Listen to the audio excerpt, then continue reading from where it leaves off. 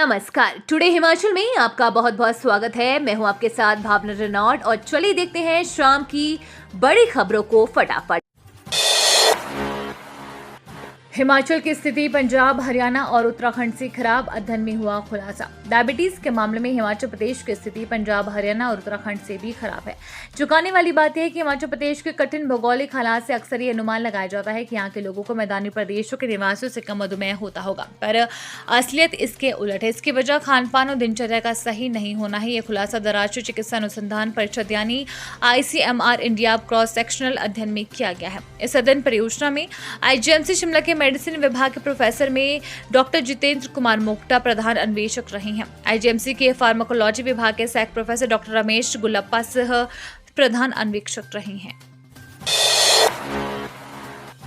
सिर्फ 1800 रुपए शानदार वादियों का दीदार कर पाएंगे सैलानी। हिमाचल पर्यटन निगम जल्द शुरू करेगा लग्जरी बस। देश विदेश के पर्यटक अब जल्द ही मनाली लेह मार्ग पर डिलक्स बस सेवा में सुहाने सफर का आनंद ले सकेंगे। हिमाचल पर्यटन निगम 1 जुलाई से 35 सीटर लग्जरी बस सेवा शुरू करने जा रहा है। निगम ने इस बार बस का किराया 1800 रुपए निर्धारित किया है। बस मनाली से सुबह 5 बजे लेह के लिए रवाना होगी। दिन भर सफर करने के बाद बस शाम को 7 बजे लेह पहुंचेगी। लेह से दूसरे दिन शाम 5 बजे मनाली के लिए रवाना होगी।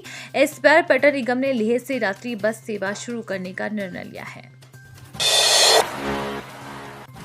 हिमाचल में भी मनाया गया योग दिवस। हमीरपुर में खेल मंत्री अनुराग ठाकुर ने किया योग। दुनिया भर में योग और ध्यान के लाभों के बारे में जागरूकता फैलाने के लिए हर साल 21 जून को अंतर्राष्ट्रीय योग दिवस मनाया जाता है। इस वर्ष विश्व भर में 9वां अंतर्राष्ट्रीय योग दिवस 2023 मनाया जा रहा है। वहीं हिमाचल प्रदेश में भी योग दिवस का आयोजन किया गया। इस मौके पर हमीरपुर में केंद्रीय मंत्री अनुराग ठाकुर ने योग दिवस कार्यक्रम में हिस्सा लिया। उन्होंने हमीरपुर के अणु सिंथेटिक ग्राउंड में योगाभ्यास किया। कार्यक्रम की शुरुआत सुबह 5:45 पर हुई थी। कार्यक्रम में DC हमीरपुर हेमराज बेरवा, SP हमीरपुर आकृति शर्मा भी मौजूद रहे। 14 गांव में भूमि अधिग्रहण पर खर्च होंगे 2000 करोड़। कांगड़ा हवाई अड्डा विस्तारीकरण को लेकर प्रदेश सरकार की ओर से भूमि अधिग्रहण को स्वीकृति दी गई है। अब भूमि अधिग्रहण को लेकर 2000 करोड़ रुपए खर्च किए जाएंगे। इसके लिए एयरपोर्ट अथॉरिटी ऑफ इंडिया की ओर से DPR तैयार की जा रही है। विस्तारीकरण की जद में कांगड़ा और शाहपुर के 14 गाँव के 1400 से अधिक परिवार प्रभावित होंगे। गगर एयरपोर्ट विस्तारीकरण को लेकर सामाजिक प्रभाव आकलन ने प्रदेश सरकार को सर्वे की रिपोर्ट सौंपी थी। हिमाचल के ग्रीष्मकालीन स्कूलों में इस दिन से होगी बरसात की छुट्टियां, शेड्यूल जारी। उच्च शिक्षा निदेशालय ने हिमाचल प्रदेश के ग्रीष्मकालीन अवकाश स्कूलों में बरसात की छुट्टियों का शेड्यूल जारी कर दिया है। शिक्षक संगठनों ने सरकार को ज्ञापन सौंपकर 15 जुलाई से इन छुट्टियों को देने की मांग की थी। कुछ शिक्षक संगठनों ने पूर्व निर्धारित शेड्यूल के तहत 22 जून से छुट्टियां देने की पैरवी की थी। उच्च शिक्षा निदेशालय ने सभी ज्ञापनों पर विचार करने के बाद पहले से जारी शेड्यूल के तहत 22 जून से ही छुट्टियां देने का फैसला लिया है। ग्रीष्मकालीन स्कूलों में 22 जून से 29 जुलाई तक 38 दिनों की छुट्टियां रहेंगी। शीतकालीन स्कूलों में 22 से 27 जुलाई तक 6 दिनों की छुट्टियां होंगी। रोहतांग पास की सैर अब सिर्फ 500 रुपए में नहीं करनी होगी परमिट की चिंता। HRTC ने शुरू की इलेक्ट्रिकल बसें। विश्व प्रसिद्ध रोहतांग पास में बर्फ से अटखेलियां करने के लिए आप ऑनलाइन परमिट की चिंता भूल जाइए। अब आप मात्र 500 रुपए में रोहतांग की सैर कर सकते हैं। हिमाचल पथ परिवहन निगम यानी HRTC ने रोहतांग के लिए इलेक्ट्रिकल बस सेवा शुरू की है। राष्ट्रीय हरित अधिकरण यानी कि NGT ने रोहतांग पास जाने के लिए 1200 वाहनों की संख्या निर्धारित की है। इसके लिए ऑनलाइन परमिट लेना पड़ता है। NGT की शर्त के मुताबिक 800 पेट्रोल और 400 डीजल इंजन वाहन ही प्रतिदिन रोहतांग जा सकते हैं।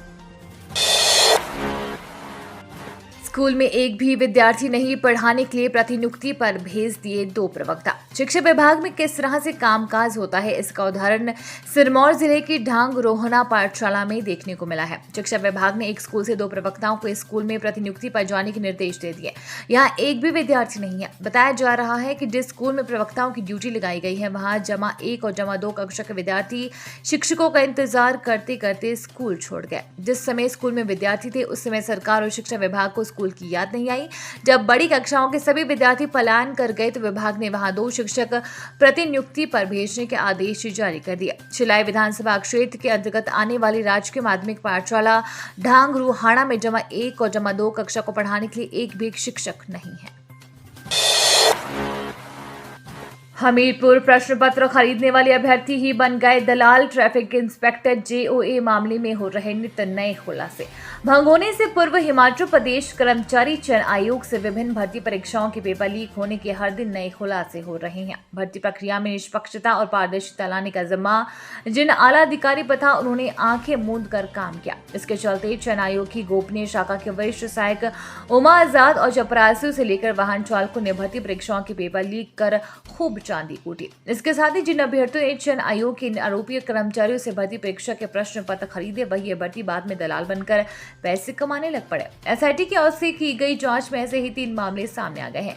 अभी और मामलों की परतें खुलने वाली है। भर्ती परीक्षाओं के पेपर लीक होने से सूबे के लाखों बेरोजगारों के भविष्य के साथ खिलवाड़ हुआ है।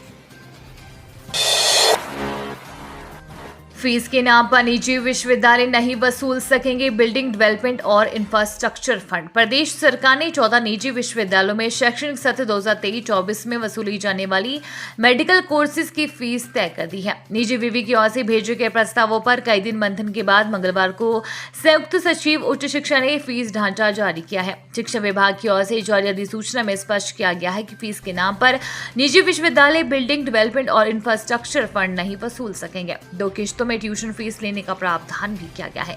निर्धारित फीस से अधिक वसूली पर कार्यवाही की चेतावनी भी दी गई है। इन संस्थानों में पहले से शिक्षा ग्रहण कर रहे विद्यार्थियों पर नया फीस स्ट्रक्चर लागू नहीं होगा। इनसे पुरानी फीस ही ली जाएगी।